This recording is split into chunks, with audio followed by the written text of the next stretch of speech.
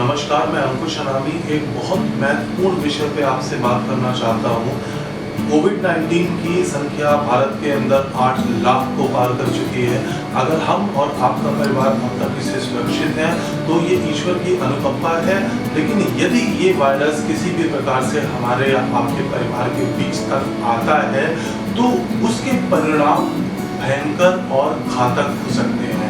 अगर आपको ये लगता है कि सर्जिकल मास्क, गमछा और रुमाल जैसी वस्तुओं का सही प्रकार से उपयोग आप नहीं कर रहे हैं, तो मेरा यकीन मानिए कि ये संक्रमण बहुत ही आसानी से आप तक पहुंच सकता है। इस वीडियो को अंत तक देखें, ये आपके लिए और आपके परिवार के लिए बहुत आवश्यक है। कोई ज़रूरी नहीं है कि आप हमारे चैनल को सब्सक्राइब करें, लेकिन ये जानकारी आपके लिए बहुत बहुत ही ज़्यादा महत्वपूर्ण है। आपको ग्राउंड लेवल पर आकर के ये समझने की बहुत ज़रूरत है कि जब हम सांस लेते हैं और जब हम छींकते और खांसते हैं, तो उस प्रकार से संक्रमण का स्तर किस प्रकार से बढ़ सकता है। मैं इस पूरे वीडियो के अंदर आपको यही जानकारी दूंगा कि मेरे नॉर्मल सांस लेने और मेरे बात करने के अंदर कणों के मुंह और नाक से निकलने की रफ्तार बहुत कम है, जो एक 3 प्लाई मास्क, रुमाल या गमछे से रोकी जा सकती है। किंतु यदि मैं कोरोना संक्रमित हूं और मैं किसी बिना संक्रमित इंसान के सामने जाकर के छींकता हूं, तो कल्पना करिएगा कि जब मैं छींकता हूं तो मेरे छींकने की रफ्तार मेरे सांस लेने की रफ्तार से 1000 गुना ज्यादा होती है। लेकिन जानकारी इतनी ही काफी नहीं है। आप बहुत महंगे महंगे मास्क का उपयोग कर रहे हैं, आप बड़ी बड़ी कंपनीज के मास्क को लगा रहे हैं जो आपके पूरे मुंह को कवर कर रहा है। लेकिन अभी परेशानियां खत्म नहीं हुई हैं। छोटे छोटे बच्चों से लेकर बड़े बड़े लोग जो कर्मचारी हैं, दिन भर मास्क को लगा करके घूमना जिनके लिए अनिवार्य है, आप समझ रहे हैं कि आप अपनी ही सांस को रिपीटेडली उस कार्बन डाइऑक्साइड को अंदर ले रहे हैं, जो दिमाग में आपके ऑक्सीजन का लेवल कम कर रहा है।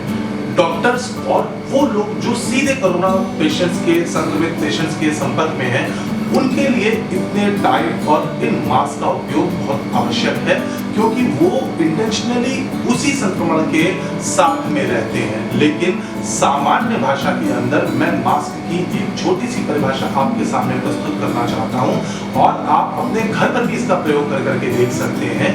कोई भी कपड़ा जिससे आपका नाक और मुंह बंद है और वो आपके फूंकने के बाद मोमबत्ती को नहीं बुझा सकता है, तो इसका मतलब ये है कि कुछ प्रतिशत संभावना है कि जब भी आप छींकेंगे या जब भी आप खांसेंगे, तो आपका संक्रमण सामने वाले आदमी तक नहीं पहुंचेगा। यही चीज अप्लाई होती है आपके ऊपर भी, कि जब सामने वाला आदमी वो कोरोना पॉजिटिव है नहीं है, यदि वो है और वो छींकता है या फिर खांसता है, तो यही एक माध्यम है जिससे वो कण आप तक पहुंच सकते हैं। मास्क को बार बार धोना बहुत जरूरी है। मैं आपको रिकमेंड करूंगा कि शुद्ध कॉटन या फिर खादी से बने हुए मास्क, 3 लेयर मास्क का उपयोग करें। रेस्पिरेटर्स मास्क का उपयोग करें जिससे आपको ब्रीथिंग प्रॉब्लम ना हो। कॉटन और खादी के मास्क आपके लिए बेहतरीन साबित हो सकते हैं, क्योंकि ये ब्रीथिंग फैब्रिक है, आपको स्किन डिसीज से बचाएगा, आपको सांस लेने में जो प्रॉब्लम होगी उससे बचाएगा। स्वेट कंट्रोल आपका इससे मजबूत होगा, स्वेटिंग्स आपकी स्किन के ऊपर नहीं होंगी। ये एक 100% खादी का मास्क है। मैं आपको एक मास्क की बेहतरीन क्वालिटीज के बारे में बताना चाहता हूँ। पहली चीज आपको जो ध्यान में रखने वाली बात है कि अगर आप यहाँ पर इलास्टिक का यूज कर रहे हैं, तो ये इलास्टिक आपके कान के पीछे जाकर के दबती है। साइंटिफिकली इस चीज को बहुत ज्यादा एप्रोप्रिएट नहीं माना जाता है कि आपका कान पीछे दोनों तरफ से जुड़े। अगर यहाँ पर आपको इस प्रकार से कुछ एडजस्टेबल मिल रहा है जिसमें आप अपने हिसाब से इसको एडजस्ट कर सकें, तो ये आपके लिए बहुत बेहतरीन है। दूसरा, आपके मास्क की शेप आपकी नोज से कम 1.5 इंच ज्यादा आगे खुली होनी चाहिए।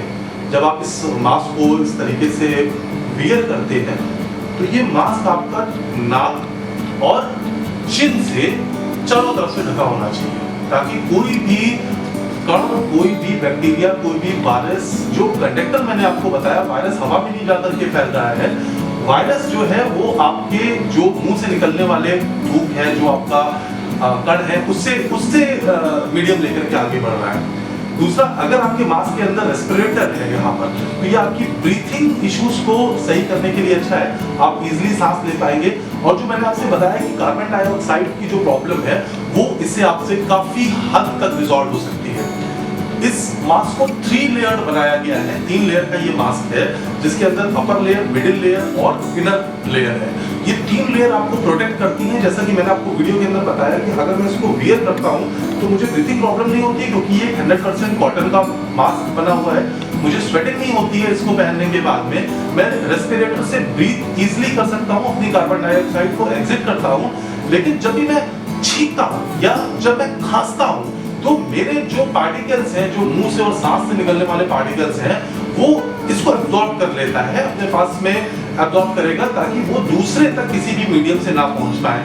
इसी प्रकार से अगर ऐसा ही कोई मास्क जो सामने वाला पर्सन हमारा पहने होता है, वो भी इसी तरीके से हमको प्रोटेक्ट करता है। ये जानकारी आपके लिए बहुत जरूरी है। सिर्फ मास्क पहनना ही नहीं जरूरी है, मास्क के साथ साथ उसके साथ जो दुष्परिणाम हो रहे हैं उनसे भी बचना जरूरी है। आप अगर बहुत सीधे संक्रमण के अंदर नहीं है तो कोई भी कॉटन या खादी के 3 लेयर मास्क का उपयोग करें, रेस्पिरेटर वाले मास्क का उपयोग करें और कोशिश करें कि कान के पास से ये मास्क आपको ना कसे। वीडियो देखने के लिए बहुत बहुत धन्यवाद। आगे वीडियो आपके साथ साझा करता रहूंगा, बने रहिए हमारे साथ। नमस्कार, शुभ रात्रि।